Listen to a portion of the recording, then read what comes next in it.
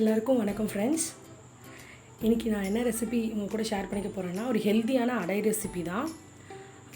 ஆக்சுவலாக வீட் ரவா அடை தான் நம்ம இன்றைக்கி பார்க்க போகிறோம். கோதுமை ரவை அடை. இது ரொம்ப ரொம்ப ஹெல்த்தியான ரெசிபி கூட. இதுக்கு வந்து பார்த்திங்கன்னா, நான் வந்து 2 கப் வீட் ரவா வந்து எடுத்திருக்கேன். 2 கப் வீட் ரவாவுக்கு கிட்டத்தட்ட வந்து ஒரு கப் வந்து துவரம்பருப்பு எடுத்திருக்கேன். 1/2 கப் போல் வந்து கடலைப்பருப்பு எடுத்திருக்கேன். ஒரு டேபிள் ஸ்பூன் மட்டும் பாசிப்பருப்பு எடுத்திருக்கேன். இது எல்லாமே ஊற வச்சுருக்கேன். பருப்பு வகைகளை மட்டும் ஒரு 2 ஹவர்ஸ் ஊற வச்சுருக்கேன். இந்த வீட் ரவாவை மட்டும் 1/2 hour நம்ம அரைக்கிறதுக்கு அரை மணி நேரத்துக்கு முன்னாடி ஊற வச்சா போதும். இப்போ இது எல்லாமே ஊறிட்டு ரெடியாக இருக்குது. களைஞ்சி ஊற வச்சாச்சு. இதை வந்து இப்போ வந்து நம்ம மிக்சியில் போட்டு அரைச்சிட்டு வந்துடலாம். வீட் ரவாவை தனியாகவும் பருப்பு வகைகளை தனியாகவும் அரைச்சிக்கலாம். இந்த வீட் ரவை வந்து கொஞ்சம் வந்து நம்மளுக்கு வந்து குழப்பாக இருக்கும்.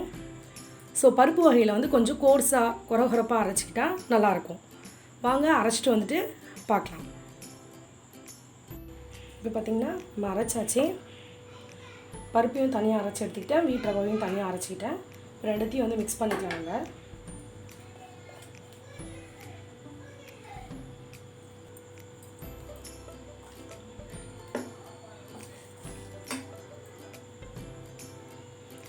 இப்போ வந்து பார்த்திங்கன்னா, நான் வந்து இந்த அடை மாவில் சேர்க்குறதுக்கு ஒரு மீடியம் சைஸ் ஆனியனை வந்து சாப் பண்ணி வச்சுருக்கேன் ஃபைனாக. ஒரு கேரட் கிரேட் பண்ணி வச்சுருக்கேன். கருவேப்பிலை, கொத்தமல்லி, இஞ்சி பூண்டு வந்து எப்படி குட்டி குட்டியாக நான் இஞ்சி வந்து கிரேட் பண்ணி வச்சுருக்கேன். பூண்டு வந்து குட்டி குட்டியாக நறுக்கி வச்சுருக்கேன். அப்புறம் வந்து பெருங்காயம், உப்பு தேவையான அளவு.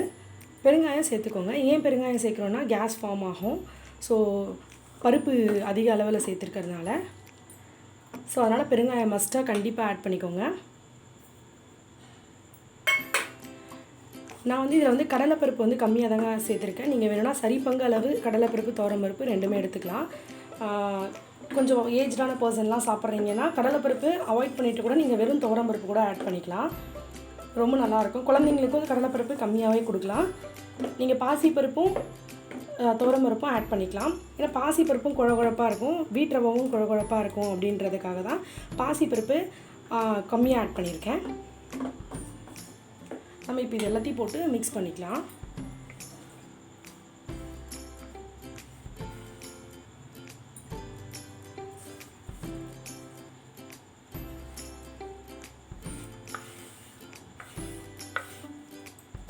நீங்கள் வேணால் வேறு வெஜ்ஜீஸ் கூட ஆட் பண்ணிக்கலாம். இதை நீங்கள் வந்து குழந்தைங்களுக்கு கொடுக்குறீங்க, பச்சையாக சாப்பிட மாட்டாங்க அப்படின்னா நீங்கள் வந்து இதை வந்து கொஞ்சம் லைட்டாக வதக்கி கூட அதுக்கப்புறம் இதில் சேர்த்துக்கலாம். நம்ம வந்து பெரியவங்க தான் சாப்பிட்றோன்னா கண்டிப்பாக நீங்கள் ஃப்ரெஷ்ஷாக ஆட் பண்ணுறது தான் ரொம்ப நல்லது. ஆயில் அவாய்ட் பண்ணிவிட்டு. ஏன்னா அடை வாக்கிறதுக்கு வந்து உங்களுக்கு ரொம்ப ஆயில் வந்து தேவைப்படாது. ஒரு மீடியமான ஆயில் தான் தேவைப்படும்.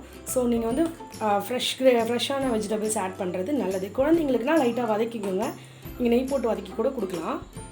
இதில் இன்னும் ஸ்பைசஸ் வேணும், காரம் வேணும் அப்படின்னு நான் நினைக்கிறவங்க வந்து கொஞ்சமாக வந்து கோரியாண்டர் பவுடர், மிளகாய்த்தூள் இதெல்லாம் ஆட் பண்ணிக்கலாம்.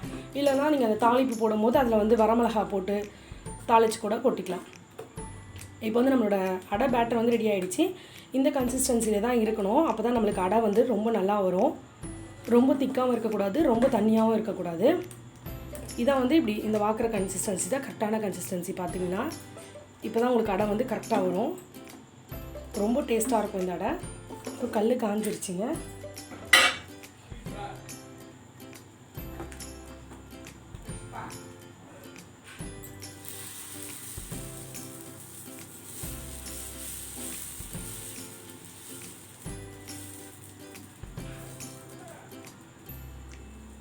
இந்த சைஸில் ஊற்றிக்கோங்க. ரொம்ப தின்னாக வேண்டாம், கொஞ்சம் வந்து இந்த திக்னஸில் ஊற்றிக்கோங்க. பட் தின்னாக ஊற்றுனீங்கனாலும் வரும், ரொம்ப மெலிசாக வராது.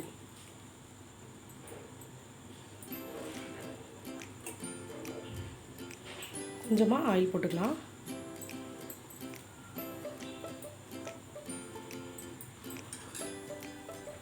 நம்ம இதை குழந்தைங்களுக்கு கொடுக்குறீங்க, சாஃப்டாக வேணும் அப்படின்னா நீங்கள் மூடி விட்டு கூட வேக விட்டுக்கலாம். இப்படி எடுத்து விட்டுக்கலாம். பார்த்திங்கன்னா சூப்பராக பார்த்திங்கன்னா எடுக்க வருது பாருங்கள். செம்மையாக இருக்குது. திருப்பி போட்டுக்கலாம் நம்ம.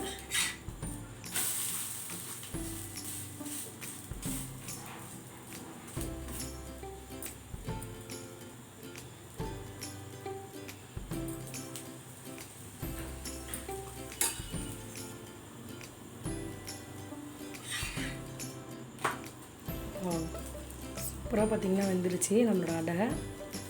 செம்மையாக ரெடி ஆகிடுச்சு. சூப்பரான அடை நம்மளுக்கு ரெடி ஆகிடுச்சு. கண்டிப்பாக ட்ரை பண்ணி பார்த்துட்டு எப்படி இருந்ததுன்னு உங்களோட ஃபீட்பேக்கை கமெண்ட் செக்ஷனில் சொல்லுங்கள். சேனலை மறக்காமல் சப்ஸ்கிரைப் பண்ணிவிடுங்க. வீடியோ பிடிச்சிருந்தா, ரெசிபி பிடிச்சிருந்தா உங்கள் ஃப்ரெண்ட்ஸ்க்கும் ரிலேட்டிவ்ஸ்க்கும் வீடியோவை மறக்காமல் ஷேர் பண்ணிவிடுங்க. தேங்க்யூ.